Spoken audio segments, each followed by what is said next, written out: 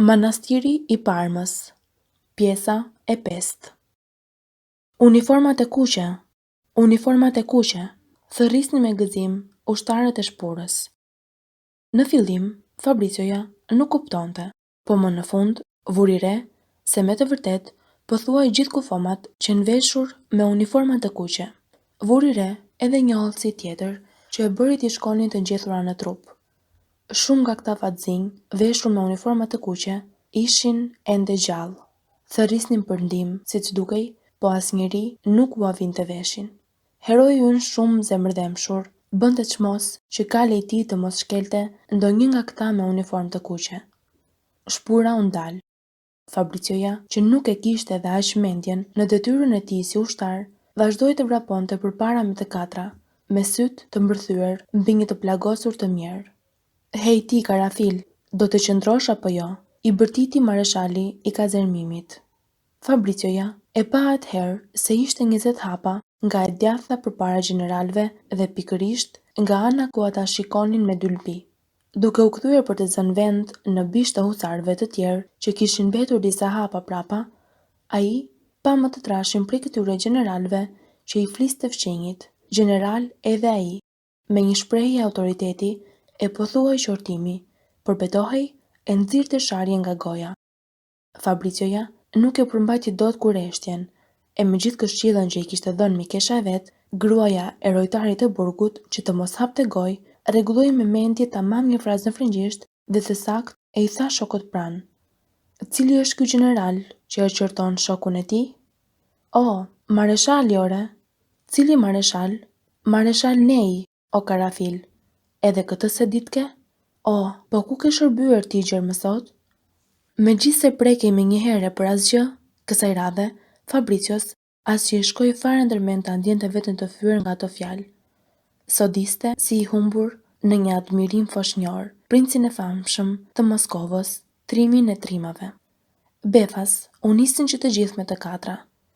Disa minuta më vonë, Fabricioja vuri re 20 hapa më përpara, një tokë të punuar që lëvizte në mënyrë të çuditshme. Brazat ishin plot me ujë dhe toka shumë e lagët që ndante në brazë nga tjetra. Fluturonte përpjet në stërkala të coprash të zeza, të hedhura, gjerë në 3-4 këmbë lartësi. Fabricioja e vuri re kalimthi këtë efekt të çuditshëm. Pastaj, mendja filloi t'i punonte të thurte ëndra rreth lavdisë së mareshalit. Fare afër, ndjeu një brit më të shkurtër, qenë 2 husar që i binin të goditur nga predhat.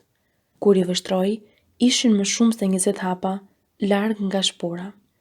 Një gjë ju duke llatarshme, një kal gjithë gjak që përpolitej aty mbi tokën e lëruar, duke mihur me këmbë në zorrët e veta, donte të ndiqte të tjerët. Gjaku i rrithte në balt. Oh, më në fund, ja ku ndodhem në vijën e parë të zjarrit, tha me vete. Jam pikërisht në zjarrin e vërtet të luftës, përsëriste shumë i kënaqur. Tani mund t'i them vetes luftëtar i vërtet. Përcjella në atë çast kalonte me të katra dhe heroi ynë e kuptoi se ishin gjylet e topave që e ngrinin tokën stërkal nga të gjitha anët. Sado që mundohej të vështronte nga ana prej ku vinin gjylet, shihte vetëm në një largësi mjaft të madhe tymin e bardhë të baterisë dhe në mes të buçitjes së njëjtë e të bareshtur, të shkaktuar nga të gjitha të shtonat e topave, i dukej sikur i zjente veshi një shkrehje shumë më të afërme. Nuk kuptonte gjë prej gjëje. Ndërkaq, gjeneralët dhe përcjella zbritën në një shteg të ngushtë plot me ujë, që vinte si një 5 këmbë më poshtë nga niveli i tokës së punuar. Mareshali u ndal dhe vështroi përsëri me dylbi. Fabricioja, kësaj radhe, mundi ta shihte fare mirë e më me nge. Ju duk shumë lezhverdh me një fytyrë të gjerë e të kuqerreme. Fytyra të tilla nuk kemi ne në Itali, mendoi. Izbet, kështu siç jam edhe unë, me flokët gështenj, sigurisht që s'kam për të bërë kurrë si ky, shtoi me hidhërim. Për atë, këto fjalë donin të thoshin, unë s'kam për të qenë kurrë hero. Vështroi husarët, përveç njërit, gjithë të tjerët kishin mustaqe të verdheme, po nuk i shikonte vetëm Fabricioja husarët e përcjelljes. Edhe ata e shikonin Fabricion. Ky vështrim e bëri të skuqej dhe për të shpëtuar nga ata sy që qenë mbërthyer mbi të, ai kthoi fytyrën nga armiku. Ishin rreshta shumë të gjatë njerëzish të veshur me uniformë të kuqe, po ajo që çuditi pa mas ishte se këta njerëz dukeshin fare të vegjël. Rreshtat e tyre të gjatë që ishin regjimente ose divizione nuk i dukeshin më lartë se shkurret e kaçubet. Njësër kalorësish me të kuqe po ngisnin kuajt me trok për t'ju afruar shtegut poshtë, që po e ndishnin me hap mareshali dhe përcjella duke llapashitur në përbaltën e ujshme. Tymi nuk të linte të dallojë gjësendi nga ana, drejt të cilës po shikonin.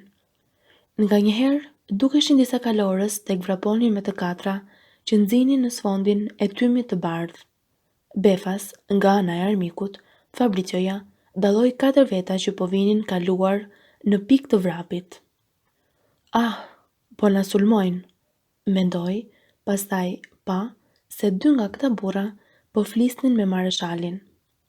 Një nga gjeneralet përcjellës të mareshalit u lëshua me të katra në drejtim të armikut, i pasuar nga 2 husar të shpurës dhe nga ata 4 kalorësi të përsaardhur. Pasi ka përceu si të gjithë një kanal të vogël, Fabricioja u gjend përbrinj i mareshalit të kazermit që dukej burri mirë në të parë. E mira është tu flas, tha me vete. Mbase kështu nuk do t'i kenë sy gjithë një tek unë, po do të më lënë të qetë. Dhe u mendua mirë një cop herë se çfarë do t'i thoshte. Zotëri, i tha më në fund mareshalit të kazermimit. Kjo është e para herë që po marr pjesë në një betejë. Po, a është vallë tamam betejë kjo? Po thuajse. Po ju, kush jeni? Jam i vëllai së shoqes së një kapiteni. Si quhet ai kapiten? Heroi ynë u zu ngushtë e s'dinte nga t'ia mbante. Nuk e kishte parashikuar as pak këtë pyetje. Për fat të mirë, mareshali dhe gjithë shpura u nisën në çast me të katra. Çfarë emër francezit i them? Mendonte Fabricioja. Më në fund ju kujtua emrit e zotit të bujtinës ku kishte rënë në Paris. Afroi kalin pranë atij të mareshalit të kazermimit dhe i thiri me zë sa kishte. Kapiten Menie. Tjetri, duke e dëgjuar mbytur nga shkaku i gjëmimit të topit, ja ktheu. Ah, kapiten Telje. Vëllako, e vran. Të lumt, i tha vetvetes Fabricioja. Kapiteni Telje, edhe që ka vrar? Duhet të tregojmë pikëlluar. Ah, o zot, thiri dhe mori një shprehje të përvajshme. Tani kishin dalë nga shtegu i ngushtë dhe i thellë, e po kalonin nëpër një livadh të vogël. E ngisnin kuajt me të katra, edhe përsëri predhat binin si breshër në çdo anë. Mareshali shkoi drejt një divizioni të kalorësisë. Përcjella ndodhej në mes të kufomave dhe të plagosurve, po kjo pamje nuk i bënte dhe aq përshtypje tani heroit ton. I punonte mendja gjatë tani. Ndërsa përcjella kishte qëndruar në vend, Fabricioja vuri re karron e vogël të një qilarxheshe e me qenë që dashuria që kishte për këtë trup të nderuar, ua kalonte gjithë të tjerave, e nkau kalin në pikë të vrapit që t'ja arrente. Ku shkon more? Qëndro të thonë, i klithe mareshali i kazermimit. E ç'mund të më bëj këtu? Tha Fabricioja me vete dhe vazhdoi rrugën me të katra për të arritur qilarxheshen. Duke i angulur mamuzet kalit, kishte pasur shpresë se mos ishte ajo mikesha e tij e mëngjesit. Kali dhe karroja i ngjanin shumë me kalin dhe karron e saj, por nuk ishte ajo, ishte një tjetër dhe heroi ton ju duk shumë e keqe dhe e egër. Tek po afrohej, Fabricioja e dëgjoi që po fliste me dikë tjetër e i thoshte: "Çfarë divi i pashëm që ishte." Këtu, ushtarthin ton të ri e priste një pamje mjaft e shëmtuar, po i prisnin këmbën një karrocieri, një djaloshi të hishëm, div nga trupi. Fabricioja mbylli syt dhe shkundi 4 gota raki me radhë, njëra pas tjetrës. "Hej, ç'bën kështu?" more karafil, i foli qilarxhesha. Nga rakia që piu, i erdhi një mendim i mirë. "Duhet të fitoj mirdashin e shokëve të mi husar të shpurës", tha me mendjet e tij. Më jepni çka mbetur në shishe, I tha Largjeshës. Po, a e di ti? Ja ktheu ajo, se në një ditë të tillë si kjo e sotmja, aq rakisa ka mbetur në shishe, bën 10 franga?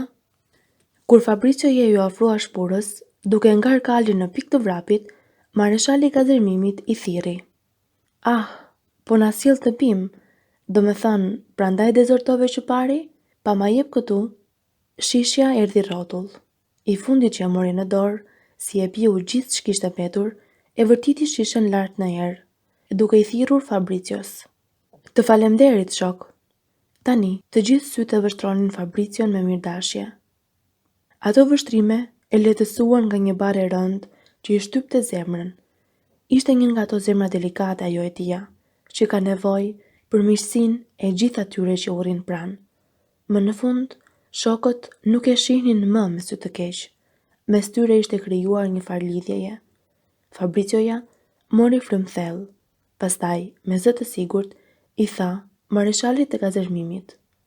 Po tani që kapiten Teli është vrarë, ku mund ta gjej ti me motor?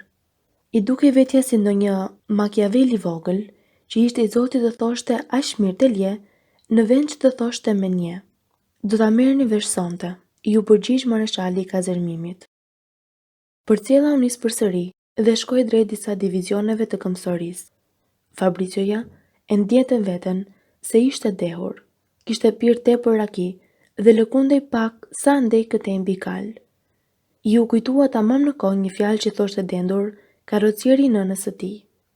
Kur ke pirë shumë, duhet të shikosh midis veshëve të kalit tënd dhe të bësh siç bën shoku që ke pranë.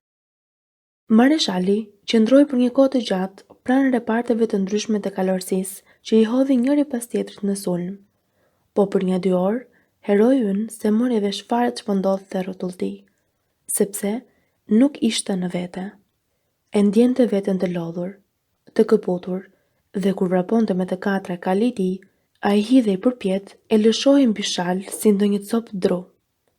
Befas, mareshali I Kazërmimit u thirri husarëve. Hej, qorra, nuk po e shihni perandorin? Menjëherë, përcjella thirrji me sa zë që kishte. Rroft perandori. Mund ta merrni me mend se si I hapi syt heroi ynë. I bëri 4, po nuk pa gjë tjetër, veç disa gjeneralë që shkonin kaluar në pikë të vrapit, të pasuar edhe nga një përcjell. Krifat e gjata valval, që vareshin nga helmetat e dragonëve përcjellës, nuk e lanë të shquante fytyrat. Do me thënë, nuk mund ta shihja perandorin në një fushë beteje, për shkak të atyre gotave të mallkuara me raki që piva. Mendoi pikëvrer dhe kjo e bëri esëll për një herësh. Zbritën përsëri në një shteg të mbytur nga ujët, ku ujët deshën të pinin. Vërtet, perandori kaloi? Pyeti Fabricioja shokun e tij I përbri. He, sigurisht, ai që nuk e kishte uniformën të qëndisur. Po si, nuk e pa dot? Ju përgjigj me mirëdashje shoku I tij. Fabricioja ndjeu një dëshirë të papërmbajtur që të lëshohej në pikë të vrapit pas shpurës së perandorit e të bënte pjesë në të. Çfarë I madh do të kishte qenë të luftonte me të vërtet pranë këtij heroi. Zatem pikërisht për këtë kishte ardhur në Francë. Po të dua, mund ta bëj fare lehtë, mendoi. Fundi I fundit, s'kam tjetër arsye të bëj shërbimin që po bëj, veç se vullnetin e kalit tim që u lëshua me të katra për të ndjekur këta gjeneral. Fabricioja vendosi të qëndronte nga që shokët e tij të rinj husar e shihnin tani me sy të mirë. Po fillonte ta pandehte veten mik të ngushtë të gjithë ushtarëve me të cilët po vraponte qysh prej disa orësh. Ai shihte mes atyre dhe vetes atë miqësinë fisnike të heronjve të Tasos e të Ariostos. Po të shkonte të bënte pjesë në shpurën e perandorit, do t'i duhej të njihte me shokët të rinj. Kishte mjaft të ngjarë edhe që ata ta shihnin shtrembur, sepse ata kalorës ishin dragon, kurse ai mbante uniformën e husarëve, si gjithë ata që I shkonin pas mareshalit. Mënyra se si e shihnin tani shokët husar e bën Fabricion t'i dukej sikur kishte zënë qiellin me dorë. Ishte gati të bënte çdo gjë për shokët e tij. Mend fluturonte nga gëzimi. që prej çastit që ndodhi me miq e shok rreth e rrotull, i dukej sikur gjithçka kishte ndryshuar pamje dhe ngjyrë. Mend vdiste nga dëshira për t'i pyetur e se përmbante dot veten. Po jam akoma pak e zidehur, tha me vete, dhe nuk duhet të harroj këshillat e gruas së rojtarit të burgut. Duke dal nga shtegu i thellë, vuri re se shpura nuk ishte me mareshal Nein. Gjenerali që përcjellnin ishte i gjatë, i holl, me fytyrë të thatë e të mbret e me sy të tmerrshëm. Ky gjeneral nuk ishte tjetër veç se konti D.A. Nëntoger Roberti i 15 majit 1796. Sa gëzim do të ndjente të shihte Fabrizio del Dongon. Kishte mjaft kohë që Fabrizioja nuk e shihte më tokën të hidhej plisa përpjet nga shkaku i predave. Arritën prapa një regjimenti karrocierësh dhe heroi ynë i dëgjoi shkoqur prumbat që zinin të karroca dhe pa shumë veta që binin të vrarë. Dielli ishte ulur shumë dhe qendaj të perënduarit kur, përcjella, duke dalë nga një udhë, e futur thellë si në grop, ngjiti një të përpjet të vogël, 3-4 këmbësh të lartë dhe hyri më në fund në një tokë të lëruar. Fabrizioja dëgjoi fare pranë tij një zhurmë të vogël të veçantë. Ktheu kokën, 4 veta kishin rënë bashkë me kuajt e tyre. Edhe vetë gjenerali ishte rrëzuar dhe po ngrihej i mbytur i tëri në gjak. Fabrizioja vështroi husarët e flakur për dhe. 3 prej tyre bonin ende në një lëvizje përpërlitëse. I 4-ti, të cilin e kishte marrë kalin nën vete, bërtiste. Hiqmëni se mu zu fryma. Mareshali i kazërmimit dhe 2 a 3 osar kishin zbritur ta ndihmonin gjeneralin, i cili, duke u mbështetur te adjutanti, përpiqej të bënte ndonjë hap për t'u larguar nga kali i tij, që ishte shembur për tokë e përpërlitej i tëri, duke hedhur shkelma si i tërbuar. Mareshali i kazërmimit ju afrua Fabricios. Në atë çast, heroi ynë dëgjoi që po thoshin prapa krahave të tij, gati në vesh. Është i vetmi që mund të vrapoj akoma me të katra.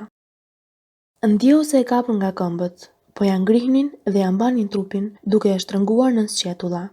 E hoqën nga pas për mbi vithet të kalit, pastaj e lëshuan me ngadalë për dhe kur ran denjur. Adjutanti mori kalin e Fabricios për freri. Gjenerali, i ndihmuar nga mareshali i kazërmimit, ja hipi kalit të heroit ton dhe iku me të katra. Fabrizioja u ngriti gjendosur dhe zuri i ndiqte me vrap duke thirrur. Ladri, ladri. Ishte vërtet për të qeshur të rendje pas kusarëve në mes të një fushë beteje. Shpura dhe gjenerali, konti D.A. u zhdukën pas pak prapa një reshti shelgjesh.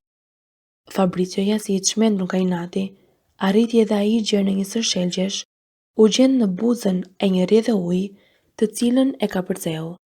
Pastaj, si arriti në bregun e përtejm, zuri të shante e të ulurinte, duke shquar ende, po tashmë në largësi shumë të madhe, gjeneralin dhe shpurën që po ju humbisnin nga syt midis pemëve. Kusar.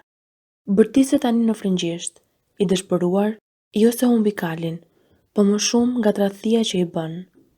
U lëshua buz një hendeku, i lodhur, i këputur e i uritur për vdekje.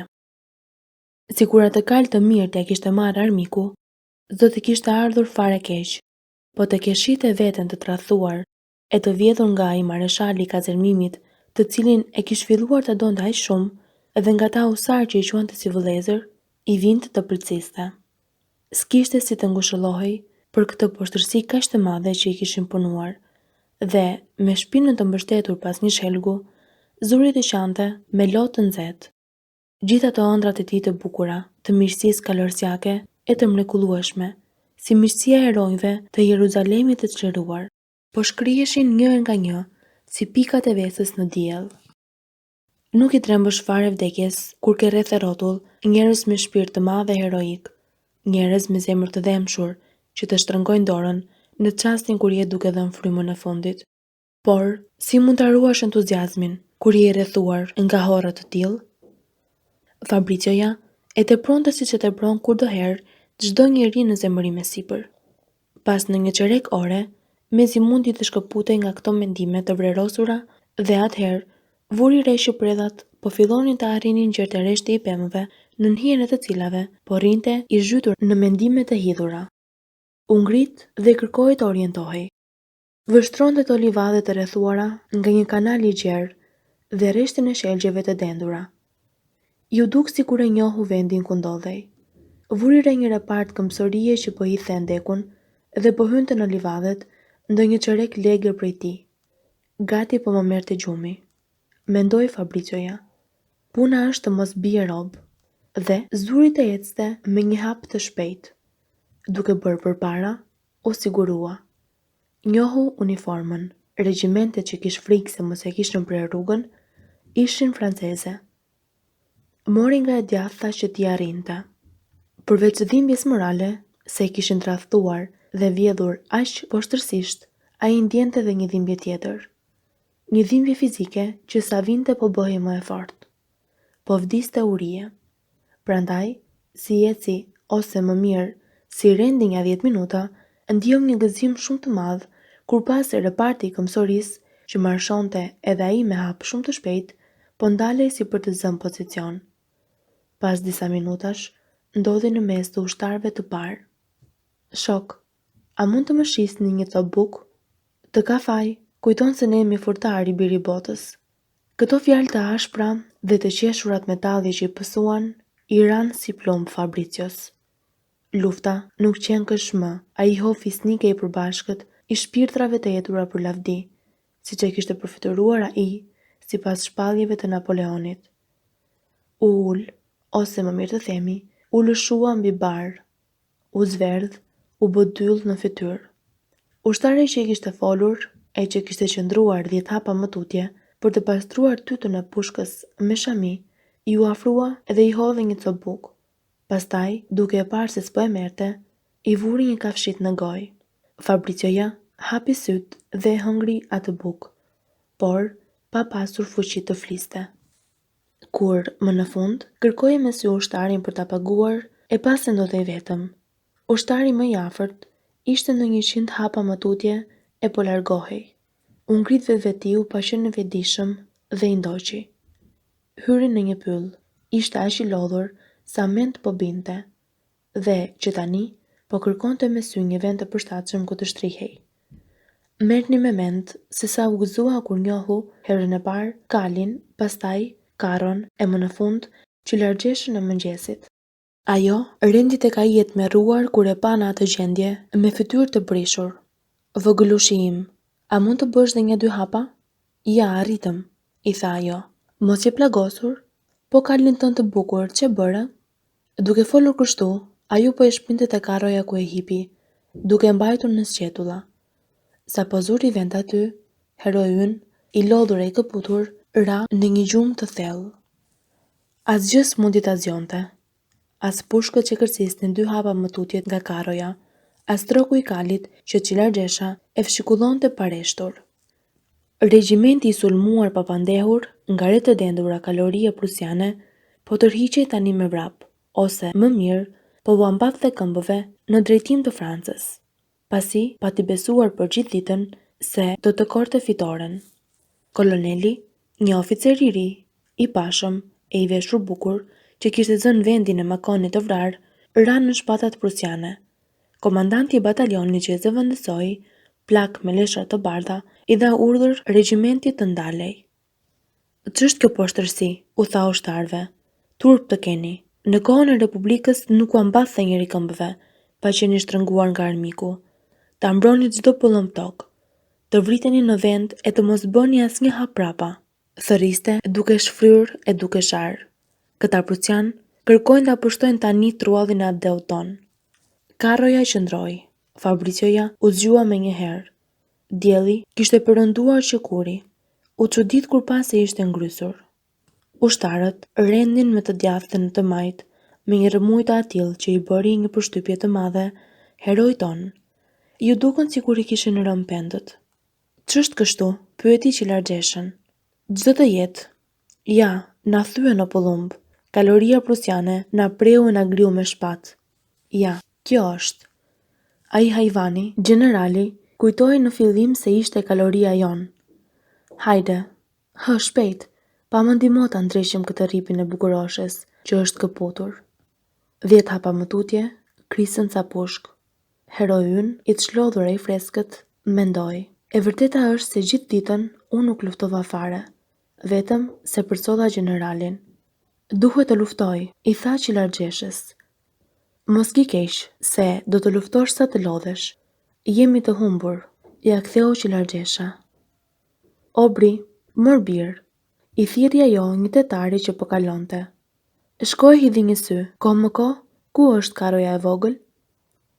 Po shkoni të luftoni? E pyeti Obrin Fabricioja. Jo, po vete të vesh këpucët e reja për të kërcyer në ballo. Po vi edhe unë. Ma ki kujdes Sarthin, i thirri Qilargjesha. Si trembet syri këtij borgjezi të ri. Tetar Obri ecte pa thënë asnjë fjalë. Një 80 ushtar e arritën me vrap dhe ai i çoi prapa një listi të madh të rrethuar me kaçuba ferrash. Me të arritur aty, i vendosi gjatë buzës së pyllit pa hapur gojë, në një vijim mjaft të gjatë. Ishin të paktën një 10 hapa larg prej njëri tjetrit. Hej, dëgjoni këtu, tha tetari, dhe kjo ishte hera e parë që po fliste. Mos hapni zjarr para se t'ju jap urdhër. Mendoni që s'keni veç 3 fishek. Si do të vej puna vallë, thoshte me vete Fabricioja, dhe kur u gjen më në fund vete me tetarin, i tha, unë s'kam pushk. Së pari, mos fol. Shko gjera tjetej 50 hapa për para pyllit dhe do të gjesh në një nga ushtarët e shkretë të regjimentit që ranë në shpatat prusiane. Merja pushkën dhe fishekët. Po shiko, se mos ja marrësh në një të plagosuri. Ki mendjen. Meri pushkën dhe fishekët në njëri që ka vdekur me siguri dhe shpejto. Në s'do që të hash në një plumb nga tanët. Fabricioja shkoi me vrap e u kthye shpejt me një pushkë në dorë e me një vezim me plot fishek. Mbushe pushkën dhe zër vend prapa asaj peme. Po shiko, mos shtir para se të t'ja jap urdhër. O Zoti i madh, tha tetari, duke e prerë fjalën. As të mbush armën s'ditka. Dhe e ndihmoi Fabricion duke vazhduar t'i fliste. Po të vërsur në një kalorës armik që të bjerë me shpat, sillu rrotull pemës dhe mos e shkre, veç kur të jesh fare i sigurt se mund ta qellosh patjetër. Shkreje vetëm kur ta kesh jo më shumë se 3 hapa larg. Duhet që bajoneta jote gati të çik uniformën e tij. Flake tutje pra atë shpat, thiri pastaj përsëri tetari, apo kërkon të pengojë të rrezohesh? Dreqi e mori, ja çfarë ushtarësh na japin tani. E duke folur kështu, e kapi vetë me duart e tij shpatën e Fabricios dhe ja flaku i inatosur. Fshije strallin e pushkës me shami. Po a di ta shkrepësh të paktën? Jam gjahtar, lavdi Zotit. Filloi prap tetari duke pshërëtir thellë. Pa shiko, mos shtir para se të t'jap urdhër, dhe u largua. Fabricioja s'mbahej dot nga gëzimi. Më në fund do të luftoj me gjithë mend, mendonte. Do të vras një armik. Këtë mëngjes, na hidhnin predhat si breshëm mbi kurriz dhe unë s'bëja gjë tjetër veç se vija jetën në rrezik. Pun budallaj. Ndërkaq, vështronte nga të gjitha anët me një kureshtje të papërmbajtur. Si kaloi një cop herë, dëgjoi fare pranë një batare prej një 7-8 pushkësh. Po me që s'kishte marrë urdhër të shtinte, ai rrinte i qetë, prapa pemës ku kishte zënë vend. Ishte pothuajse natë. I dukej sikur ishte në prit për të gjuajtur ariun, lart në malet e Tramecinës mbi Griant. I shkrepi në kokë një mendim prej gjatari. Mori një fishek nga vezmja dhe i hoqi plumbin.